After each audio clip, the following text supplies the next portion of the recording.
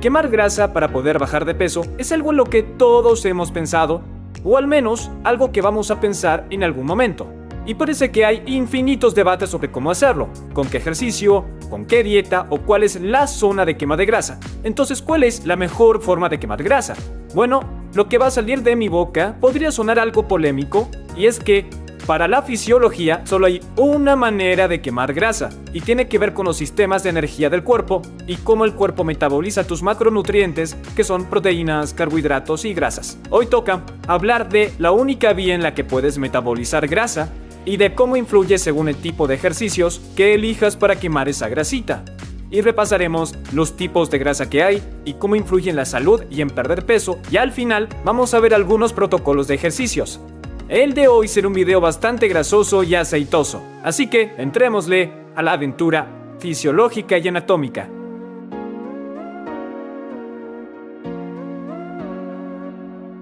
Repasemos unos datos claves sobre la grasa, porque no toda la grasa es igual. Además, nos va a ayudar a entender los mecanismos involucrados en perder grasa. La mayor parte de lo que hay en adultos es tejido adiposo blanco o grasa blanca, así que si digo grasa o tejido adiposo de a ratos, solo ten en cuenta que hablo de la misma grasa. Pero aquí tienes un ejemplo de esto en el cadáver. Y sí, es más amarillo en este cadáver, puedes agradecérselo al embalsamamiento, porque en ti sería más de un color blanco o amarillo claro.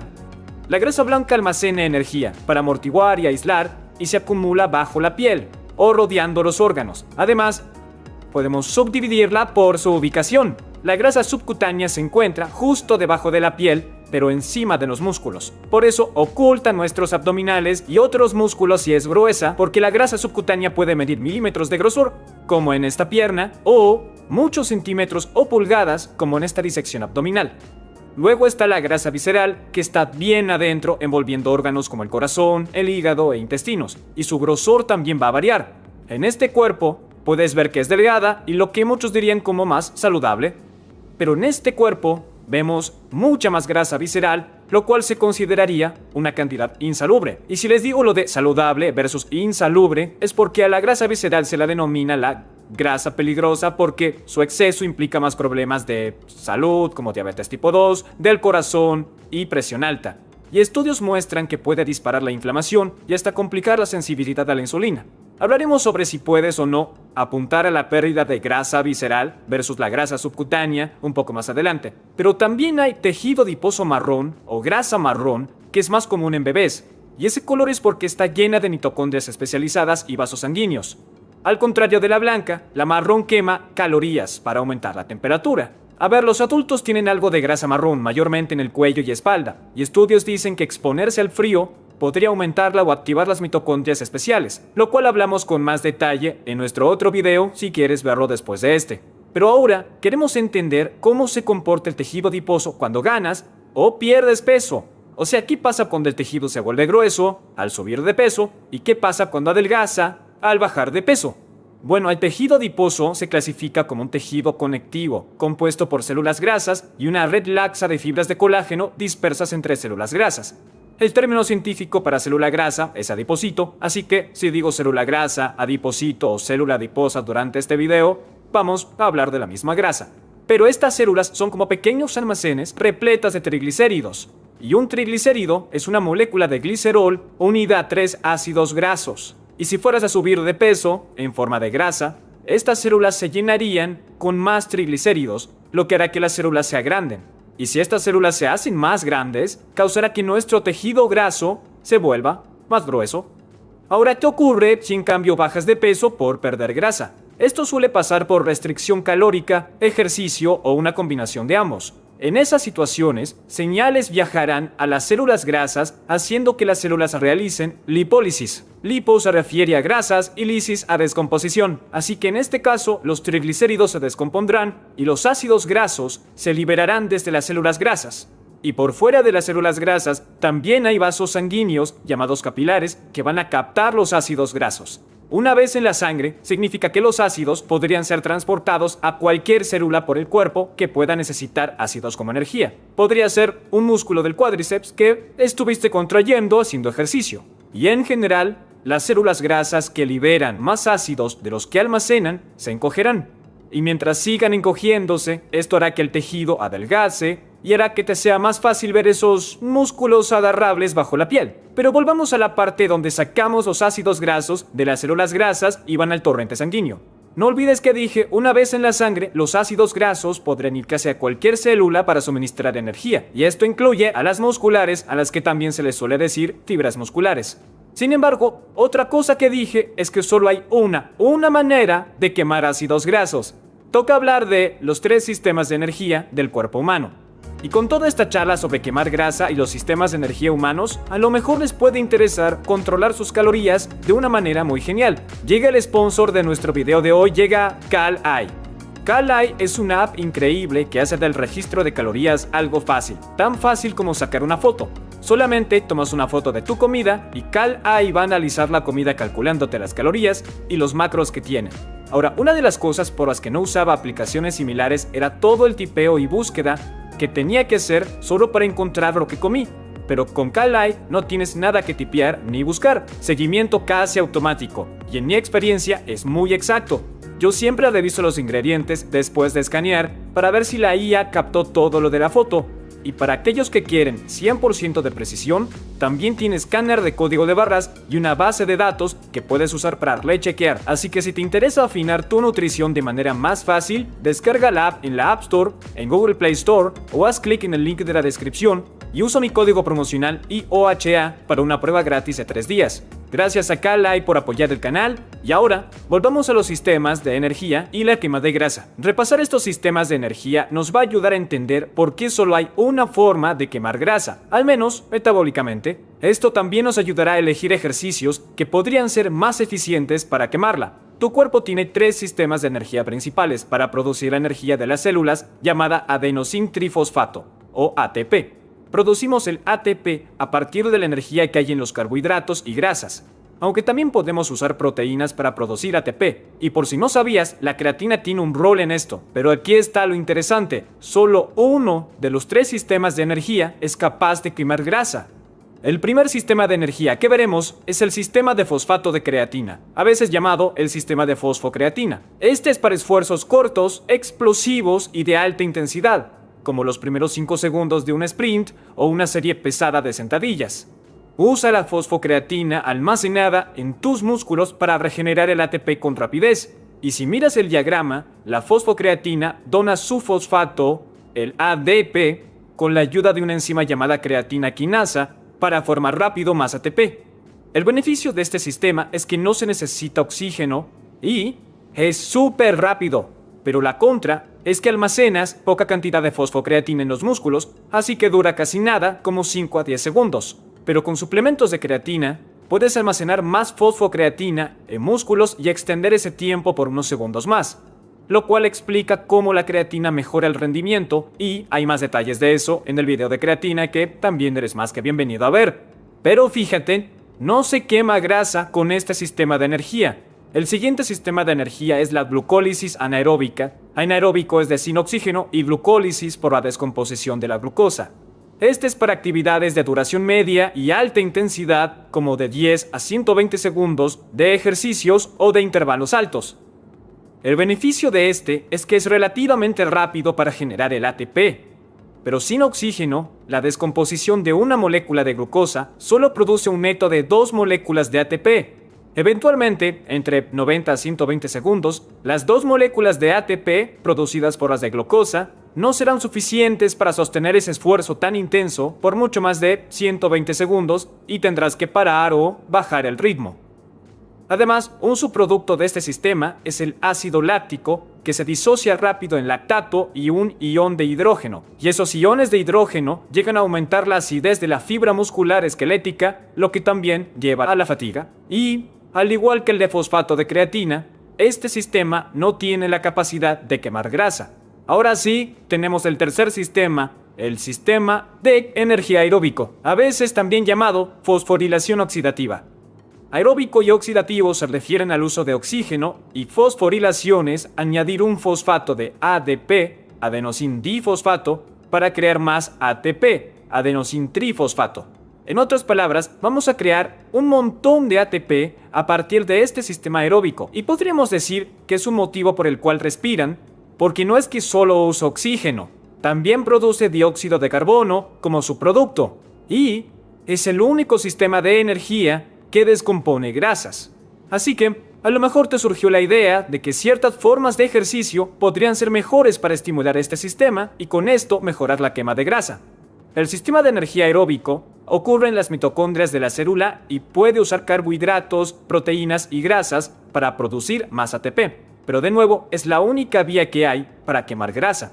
Y la razón por la que las grasas solo pueden descomponerse por este sistema tiene que ver con el oxígeno. Podrías meterte en un montón de detalles de por qué se necesita oxígeno para quemar grasa, y cualquiera de ustedes que memorizaron o aprendieron la beta-oxidación, el ciclo de Krebs y el transporte de electrones, sabe que esto puede volverse en toneladas de detalles. Pero para el video de hoy vamos a decir que el descomponer grasas o la lipólisis libera ácidos grasos a tu sangre. Y esos ácidos grasos eventualmente entran en células y fibras musculares con mitocondrias. Luego esos ácidos se transportan hacia las mitocondrias y pasan por un proceso llamado beta-oxidación, en donde se oxidan. Y los productos de la beta-oxidación, los acetil-CoA, para los nerds de la fisiología viendo, después se canalizan hacia el ciclo de Krebs, donde se oxidan más o se queman con oxígeno. Y el resultado es un montón de ATP, y diré esos números de ATP en un segundo. Pero sin oxígeno y por esta vía, las grasas no se usarán como energía. En cierto punto podrías decir que los carbohidratos son versátiles porque los carbohidratos pueden usarse en la glucólisis anaeróbica y, si hay suficiente oxígeno presente en la célula, algunos productos, al descomponer carbohidratos por la glucólisis, pueden canalizarse hacia las mitocondrias y producir 30 a 32 moléculas de ATP por molécula de glucosa. Pero eso no es nada comparado con la oxidación o descomposición de una cadena de ácidos grasos. Por ejemplo, con un ácido graso de 16 carbonos como el palmitato, la descomposición de este ácido produce más o menos 113 moléculas de ATP. A lo mejor ahora dicen, wow, eso es increíble. Entonces, ¿por qué no usar siempre grasa si podemos obtener más de 113 moléculas de ATP por ácido graso? Bueno, al igual que los otros dos sistemas, hay algunos pros y contras. Los pros del sistema aeróbico son la cantidad de ATP que obtienes y lo que parece un suministro de energía infinito, porque casi medio kilo de grasa tiene unas 3.500 calorías y una persona de 80 kilos con 15% de grasa corporal tiene cerca de 94.500 calorías en reserva. Pero este sistema es lento. Requiere muchos pasos, compuestos químicos y enzimas para generar ATP con grasa, en comparación con los otros dos sistemas más rápidos. Y si estamos hablando de movilizar la grasa desde el tejido adiposo para poder bajar de peso, eso llevará aún más tiempo. Sacar los ácidos grasos de las células grasas, irse por el torrente sanguíneo y llevarlos a una fibra muscular esquelética. Incluso, este sistema requiere gran cantidad de oxígeno. En reposo no es un problema, porque la demanda metabólica, o sea, nuestra demanda de oxígeno, es baja, y nuestro corazón y pulmones no tienen problema en darnos esa cantidad de oxígeno. Esto se mantiene incluso con subas leves en la demanda, como al caminar o incluso en un trote. Pero a medida que aumentamos la intensidad de la actividad durante el ejercicio, nuestra demanda de oxígeno sube más, y quedamos a merced del sistema cardiovascular y el respiratorio. Los pulmones pueden intercambiar cierto oxígeno y dióxido de carbono. El corazón bombea cierta cantidad de sangre. La sangre solo entregará cierta cantidad de oxígeno. Así que cuando llegamos a ciertos niveles de mucha intensidad, literalmente no llevamos suficiente oxígeno a los músculos que están trabajando y no tenemos el tiempo para utilizar los pasos extra que se usan para quemar grasa. Por lo que hay que usar carbohidratos, así como los otros sistemas de energía anaeróbicos, como el sistema de fosfatocreatina y la glucólisis anaeróbica.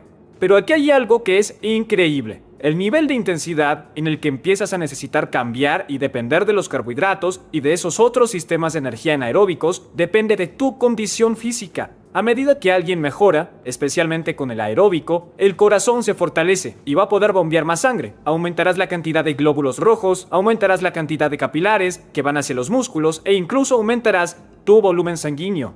Todo esto resulta en más oxígeno para un músculo esquelético que esté ejecutando un ejercicio intenso. Así que podrías quedarte en este sistema de energía aeróbico o esta zona aeróbica, ejercitando alta intensidad antes de necesitar pasar hacia los sistemas anaeróbicos. Digamos, por ejemplo, que cuando estabas mal, podías mantenerte en esta zona aeróbica a 8 km/h en la cinta, pero a medida que mejoraste, podías mantenerte en esta misma zona a 9 km/h. Todo porque tu sistema cardiovascular se volvió mejor dando más oxígeno para así alimentar este sistema aeróbico y a su vez ahora es capaz de usar más grasa. Lo que al fin nos trae a esta discusión: ¿cuál es el mejor tipo de ejercicio para quemar grasa? Ahora, lo interesante de encontrar la mejor forma de ejercicio para quemarla es que técnicamente quemas el porcentaje más alto de grasa en reposo, pero porcentaje no necesariamente equivale a una alta cantidad de grasa quemándose. Y para entender por qué es así, quiero que veas una gráfica que siempre uso de un atleta recreacional masculino de unos 40 años que entrena para una maratón, porque esta gráfica puede ayudar a aclarar la confusión de perder grasa. Así que veamos qué es lo que pasa aquí. En el lado izquierdo tenemos los latidos, que puedes imaginar como un aproximado de la intensidad del ejercicio. Cuando estos aumentan, vas a notar que el porcentaje de energía que viene de la grasa va a bajar, mientras que el porcentaje de energía de los carbohidratos solo sube. Y esto respalda todo lo que hablamos y aprendimos hoy. Los carbohidratos son una fuente de combustible más rápida cuando la intensidad sube, y ahí tu cuerpo tiene que depender de los carbohidratos. Pero aquí está el concepto clave: aunque el porcentaje total de grasa que se usa está bajando, el número total de calorías quemadas por minuto está aumentando.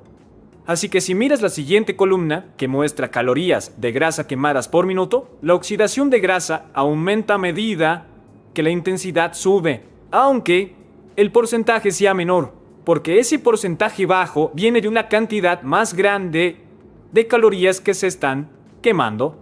Pero este aumento en la oxidación de grasa solo ocurre hasta cierto punto. En el caso de este individuo, alcanza su pico de 130 latidos por minuto, y puedes ver que esa es la mayor cantidad de oxidación a esa frecuencia. Y esto es lo que se llama como la zona de quema de grasa o zona 2. Te explico. Este concepto está arraigado en fisiología. Existe una intensidad en la que la oxidación de grasa se maximiza durante el ejercicio. Pero quiero mencionar que tu zona individual de quema de grasa no es que tiene que estar en 138 latidos por minuto, depende de tu edad, de tu condición física, tus latidos en reposo, tu máximo de latidos, pero el patrón general de esta gráfica, de que los porcentajes de grasa bajan y los porcentajes de carbohidratos suben con la intensidad del ejercicio, ese patrón general es el mismo para ti. A lo mejor tu zona de quema de grasa está entre los 140 o en los 120. Que es lo que el mundo del fitness llama como el entrenamiento de zona 2, el 60 al 70% de tu capacidad cardíaca. Y si sabes tu capacidad en reposo y al máximo, hay un sitio web muy bueno que puede calcular todos tus latidos que dejaré en la descripción. Pero esta zona de quema de grasa solo nos dice dónde alcanza su pico la quema durante el entrenamiento, no dónde se maximiza la pérdida de grasa en un lapso de tiempo. Cuando la intensidad sigue subiendo, pasando este punto, sí, la oxidación por minuto empieza a bajar de a poco, como puedes ver aquí. Pero el total de calorías que se queman continúan subiendo. Y aquí es donde la gente a veces se confunde al leer que las calorías quemadas por minuto son más bajas a intensidades más altas y asumen que la pérdida de grasa será peor a menos que vuelvan a una intensidad más baja en la escala de zonas de quema de grasa. Pero esa conclusión no se sostiene cuando hacemos zoom hacia afuera de la sesión de ejercicio, porque la pérdida de grasa no pasa solamente minuto a minuto, pasa a lo largo de horas, días y semanas. Así que digamos que en vez de hacer un trote de zona 2 de unos 45 minutos o una sesión de ciclismo de zona 2 en esta zona de quema de grasa, que hicieras un trote de 45 minutos de mayor intensidad a la anterior o una sesión de ciclismo en zona 3 o en zona 4. Aunque el ejercicio de mayor intensidad quemaría menos grasa por minuto durante la sesión de ejercicio, de nuevo quemaría un total más alto de calorías en general. Y esto crea un déficit energético total más grande y mayor necesidad de recuperación para tu cuerpo. Y al recuperarte, estás restaurando ATP, resintetizando fosfocreatina, restableciendo gradientes iónicos y reponiendo glucógeno. Así que tienes esta deuda de energía que necesita ser pagada después del ejercicio, e incluso entre intervalos, de lo cual hablaremos en breve. Y parte de esta deuda se va a pagar con carbohidratos, pero en la recuperación, una parte enorme de ese pago viene de la grasa. Tanto que, en muchos casos, puede resultar en una oxidación total de grasa a lo largo de 24 horas en comparación con una sesión de ejercicio de menos intensidad. Así que esto también puede aplicarse al entrenamiento interválico. Durante un intervalo duro, una serie que podrías hacer por 3 a 4 minutos, la oxidación de grasa es bastante baja. O si fueran intervalos de alta intensidad, que solo podrías hacer por 30 a 90 segundos, lo cual iría incluso más allá de la intensidad de la gráfica, la oxidación sería más baja, casi incluso acercándose a cero en algunos casos, y por lo tanto, casi toda la energía sería de los carbos por la glucólisis anaeróbica, con unas contribuciones viniendo de la fosfocreatina. Y de nuevo, uno podría pensar al inicio que esta es una forma muy ineficiente de quemar grasa. Pero entre intervalos, cuando estás recuperándote caminando o trotando a una intensidad de zona 2, ¿qué estás haciendo? Estás respirando como loco y usando muchísimo el sistema de energía aeróbico y las grasas para regenerar ATP, resintetizar fosfocreatina, restablecer gradientes iónicos y demás. Y entonces, la grasa se vuelve un combustible incluso con intervalos intensos. Y esto también va a continuar después de que todo el entrenamiento se complete. En vez de preguntar, ¿estoy quemando grasa justo en este instante y durante este ejercicio en particular o no? Es mejor si preguntamos, ¿estoy creando las condiciones que permiten que mi cuerpo queme grasa en general? Y pues la respuesta es, quemas una cantidad significativa de energía total a través de la combinación de diferentes intensidades durante la semana. Y la razón por la que la respuesta no es haz la más alta intensidad que haya o que puedas hacer en cada sesión de ejercicio, es porque a menudo lleva al burnout o a quemarte. No puedes mantener niveles extremadamente altos de intensidad sesión tras sesión tras sesión. Además, todavía hay beneficios de pasar tiempo en zona 2 o en esa zona de quema. Aunque técnicamente podrías quemar una mayor cantidad a intensidades altas, la zona 2 igual quema una cantidad decente, y hay muchos otros beneficios de pasar tiempo cada semana en zona 2. Esto incluye los beneficios que tiene para estimular la biosíntesis mitocondrial, lo que significa que las mitocondrias que tienes se agrandan y creas más de ellas, lo cual tiene beneficios metabólicos como reducir tu riesgo de diabetes tipo 2, por ejemplo. Además, desplaza la gráfica, o sea, la zona 2 entrena a tu cuerpo para metabolizar incluso más grasas en esa zona de quema de grasa, así que empezarás a ver que este número subirá al mismo nivel de intensidad y también se va a trasladar a tu capacidad general de quemar grasa, incluso cuando hagas días de mayor intensidad. Y no nos olvidemos de los beneficios de preservar masa muscular, por lo cual el entrenamiento de fuerza quemará algunas calorías, además de los beneficios de quemar fuerza, mejorar la densidad ósea y ayudar a mantener necesidades energéticas un poco más altas. Así que si viste nuestro canal antes, sabes que suelo preferir una división que incluye hacer entrenamiento de fuerza los martes, jueves y sábados, donde alternas días de tren superior con los de tren inferior, y podrías hacer entrenamiento cardiovascular los lunes, miércoles y viernes. Y podrías hacer muchas combinaciones de entrenamiento de cardio. Tengo pacientes a los que les gusta alternar los días de cardio. Un día de cardio hacen zona 2 y al siguiente de cardio hacen alta intensidad. Y siguen alternando, así que una semana meten 2 veces zona 2 y una de alta intensidad y la siguiente a la inversa. O a algunos les gusta hacer zona 2 lunes y miércoles e irse al carajo con un día de alta intensidad el viernes. Y lo bueno de programar todos estos ejercicios es que puedes ajustar tantas variables diferentes que se pueden adaptar a objetivos específicos y aún así pueden ser muy beneficiosas para tu salud. Y aún tenemos la gráfica de entrenamientos, de la cual puedo dejar su link abajo por si quieres verla. Muchas gracias por estar hasta el final de este video, en serio, nos metimos un poquito en el barro de la fisiología. Ojalá te haya quedado mucha información útil y dinos qué piensas de esto en los comentarios o si tienes una pregunta hazla porque, aunque no lo creas, veo los comentarios para feedback y más buenas ideas. Y por supuesto, hasta el próximo video.